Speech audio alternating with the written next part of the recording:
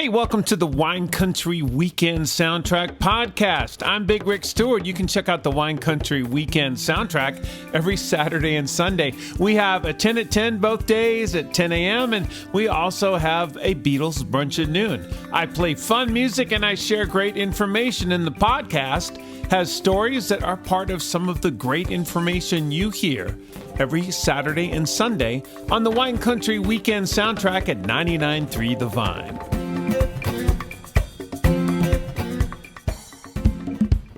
It's a Wine Country Weekend Soundtrack, Super Bowl weekend. All right, the game and all that. I'm not going to cover the game. I'm going to tell you about the crazy side bets you can make. These are called prop bets, and you'll find out why they're crazy bets. There's bets you can actually make, although I don't know, maybe it's too late. Will there be a safety? Yeah, only 9 safeties in 59 Super Bowls. The last one is 2015. The odds are there won't be a safety, but if you like playing these long shot crazy bets, there you go. Will there be overtime? You can bet on that. Now, there's been 2 overtime games in all of Super Bowl history, so there probably won't be one, but if you want to bet, you can do that. There's an octopus bet. You might have heard of this one. A player scores a touchdown and a 2-point conversion on the same drive. This last happened in Super Bowl 57. It's a big high-risk, high-reward bet, and it gets lots of public attention. It's one of these side prop bets. And here's one that I really like. Alcatraz or Golden Gate Bridge, which icon will appear first during the TV broadcast from Levi's Stadium in Santa Clara? I think the Golden Gate Bridge is a big favorite, but it could be Alcatraz. What if it's in the same shot? Uh-oh. I guess it's a tie. We'll have to see about that. Sweet Caroline, will there be a sing-along for that? Well, we'll just kind of have to see it. If you want to bet on it, you can do that.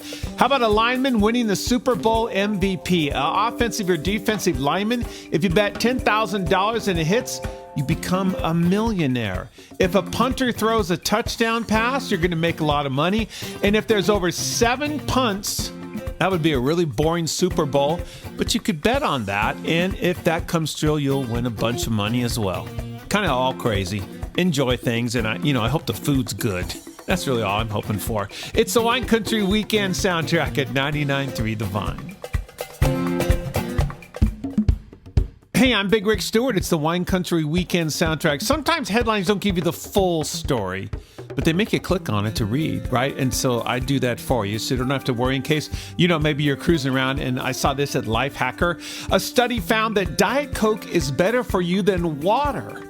All right, so this is from Lifehacker, and they say, did you see the new study that found diet soda was better than water for people with type 2 diabetes? Not only is this a real study, they asked an epidemiologist, and they said, yeah, it's a real study. It was well designed, and probably you should pay attention to it. They said this is far more robust than most of the science. It gets media coverage. So what's the deal? The study was called Study of Drinks with Artificial Sweeteners, SODAS. Yeah, that was a study. It was done at University of California, Irvine, and University of Minnesota, Minneapolis. They recruited adults that had type 2 diabetes and had a habit of drinking artificially sweetened beverages. The study was funded by the U.S. National Institutes of Health's National Institute of Diabetes and Digestive and Kidney Diseases. That's a big, long name. The study ran for 24 weeks, 181 people enrolled, and here's the bottom line. The A1C, which measures your blood sugar, got slightly better in the group that was drinking artificial sweeteners in their diet sodas.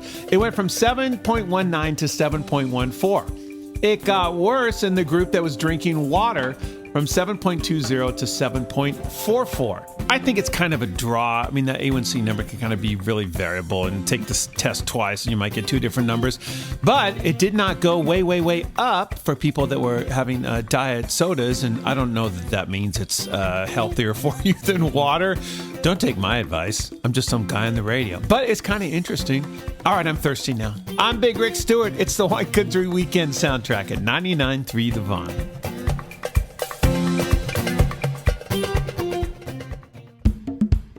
It's a Wine Country Weekend Soundtrack. Got a nice update on one of my favorite shows. And I don't know, Super Bowl weekend seems like a good thing to talk about this. From CBR.com, nice entertainment website. Ted Lasso Season 4 getting a release, and we've got an update for you. And there's a big change in the whole, everything about the show, really. I mean, not everything.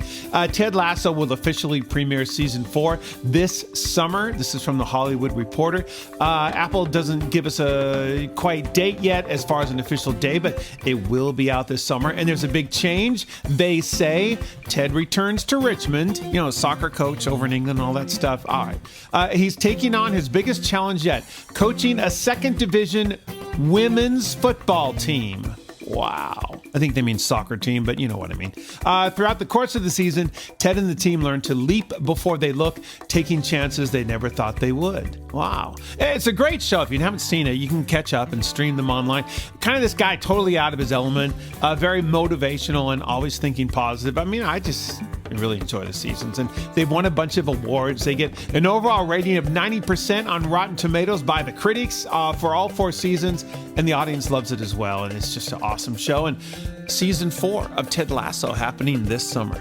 I'm Big Rick Stewart. It's the Wine Country Weekend soundtrack at 99.3 The Vine.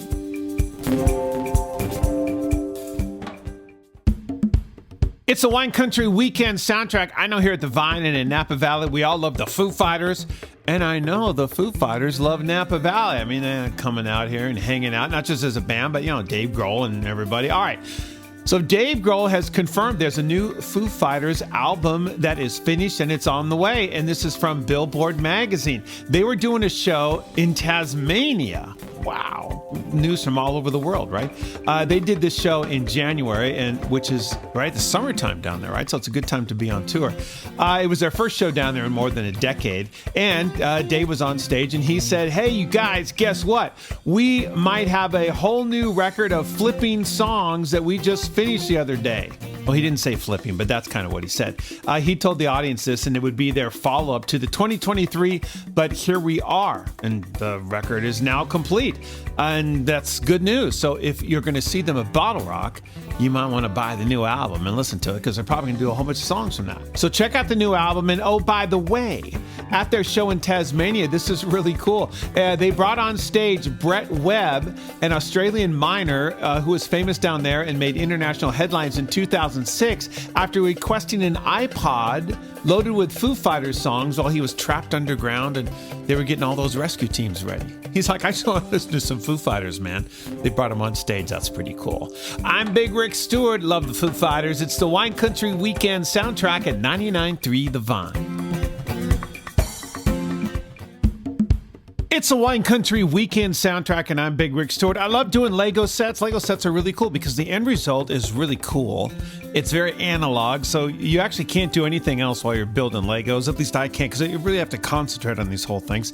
So, all right, I'm kind of like thumbs up on Legos, and I built all kinds of crazy things, and I probably will build more. I don't know if I will order these, though. Legos has announced a multi-year partnership with the brand Crocs. You know those wild and crazy shoes? I have a couple pair. I'm sure you probably do as well. All right, so you can pre-order these. They're giant, full-sized Crocs shoes, and they're shaped like red Lego bricks. They're not subtle. They're really big. And yes, you put your foot in them, and they have a strap on the back, and they've got the 4 little posts on the front, and they have like a bottom where they would, it kind of looks like they would connect to another giant Lego, but not really. You can't use the little charms on these. They don't have little holes for that, but I guess you could poke a hole in them. Yeah, and they're made out of that same kind of crazy rubber and everything. You can find details at the Lego website, search for Crocs. You can find details at the Crocs website, search for Legos. Men's sizes are 5 to 13, women's 7 to 12. They cost about $150, and they are available for pre-order, released by the end of the month. Wow. They're not subtle. Check them out. I'm Big Rick Stewart. It's the Wine Country Weekend soundtrack at 99.3 The Vine. Hey, it's the Wine Country Weekend soundtrack, and I'm Big Rick Stewart. I always like looking for a good Costco headline story to share with you from RD.com. 7 Costco items even fans say you're better off skipping. All right, we're just going to run down this list. Ready? One of the things on the list kind of surprised me. Kirkland's Signature Tequila Blanco. They say contains so much sugar from sources other than agave that it doesn't even qualify as tequila.